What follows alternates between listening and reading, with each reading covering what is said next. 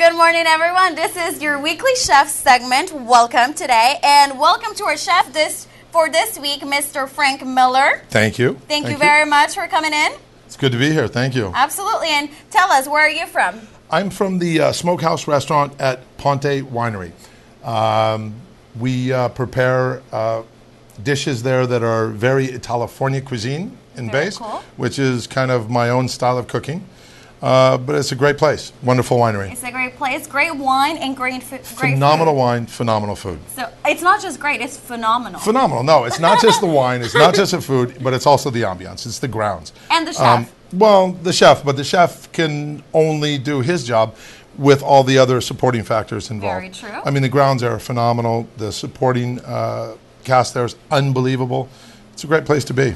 It's a great. I've been there and I absolutely love it. You agree, right? You just lost your flour. I lost my flour. You get another one. I brought so plenty. Many of them. Right? I know. Thank you very much. I love the flour. And what are we going to be making today? Today we're going to do a specialty dish that is a wine barrel smoked New York steak. Yum. That's finished in the saute pan with shrimp scampi. So we're taking a kind of a whimsical play on an old standard, just steak and scampi.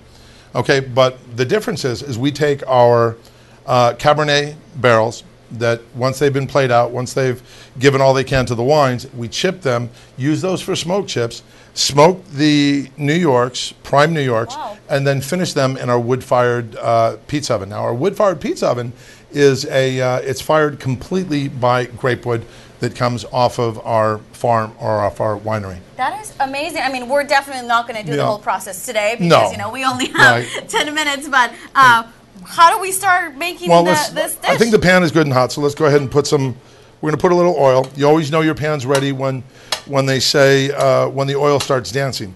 You can see when the oil moves. You can see a little bit of movement there. And so we're just going to take our shrimp, we're going to cut it scampi style, which is just completely, we're just going to completely butterfly these. Real nice. I was telling you, this shrimp are absolutely ginormous. They're ginormous. And you know what? I tell you what, these ones are some of the smaller of the bunch. Really? They really are. We use wild shrimp as well as farmed. These ones happen to be wild Mexican tigers. We're then going to just give these a little dredge and some flour. The black linen doesn't help that look with the flour, though, does it? But no, it's okay. Really we'll wash it right after. No worries. Yep. Just do what you want to do. All right. Make it work. Make it happen. We don't want to deep fry these, so we're just going to give them a little coat of flour. It's going to do a couple of things. One of the things that it's going to do is it's going to give us, basically, it's going to give us a little bit of a roux inside the bottom of the pan. You know what roux is? Yes, a little That's flour, residual, flour and oil, and that's what thickens a sauce. So by using this, absolutely. Absolutely. The darker a roux gets, the less thickening power it has. Right. So this we're going to keep really light. We have our smoked New York with chives all over it. That's not bad though, right? So this is our smoked New York that we smoke. Yeah, it's good. It's a good portion. We serve a 12-ounce New York.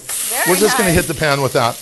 Always start with a really hot pan, 99.9% of the time. There's a few dishes that you don't want to use a hot pan. Blanquette de veau, different dishes where you want to start cold, but 90% of the time you want a super hot pan. Quick question. I've been told before not to let the oil get too hot. Is that a true statement, and why? Yes and no. If you burn the oil, that doesn't help anything. Right. It depends on the oil you're using. Olive oil has a really, really high smoke point. So if you let it sit there and absolutely burn up, of course not. The biggest thing, more importantly, when you're cooking at home or cooking in a restaurant, one of the challenges I have in teaching our cooks or any cooks, people love to see that big fire out of the pan, right? But what they don't realize is the gas company puts an aroma inside of the gas so we know if we're going to blow up or not, right? Got it. So anytime that fire gets inside the pan, you get that flavor. Oh, right. So when you see cooks bringing all that inside the pan, you're tasting also you're tasting the gas company's love and joy that they put in it. All right, so we're going to go ahead and we're going to throw these scampi. Make them a little golden? Yes, make them a lot golden. We like it golden. It's a beautiful thing, isn't it? It is. All right, we're going to let that crust up real nicely. I can see that. See how it's starting to crust? Now, I also brought a bottle. This is a product that we've just started packaging at Ponte Winery. And this is our Ponte Winery steak crusting mix. You know, like Ruth Chris, you get that nice crisp. This is our blend. And very cool. We've just started bottling. Are you going to tell us what's in it? Absolutely not. Are you kidding me? Yeah, well, I will tell you one of the ingredients in it. One of the ingredients in it, there's a little bit of powdered sugar in it. Oh. Okay, and that's what gives you that nice crisp. As well as when they make powdered sugar, they use cornstarch. Okay, and using the cornstarch in it, that's what keeps it nice and powdery and keeps it separate. But what it does in this case is when the steak starts to get its juices going, and that cornstarch catches it, it hits with the sugar and creates a crust. And that way, when you cut into the steak, you get that nice little crust going, and it's just wonderful flavor. It keeps those juices in. Dip it in like lots of flour to get that little crusty sort of a feel to it. Delicious. Absolutely not. So what we're going to do now is we're going to deglaze the pan. Starting to smell great. With a little bit of our Pinot Grigio. Ooh, Pinot Grigio. Okay.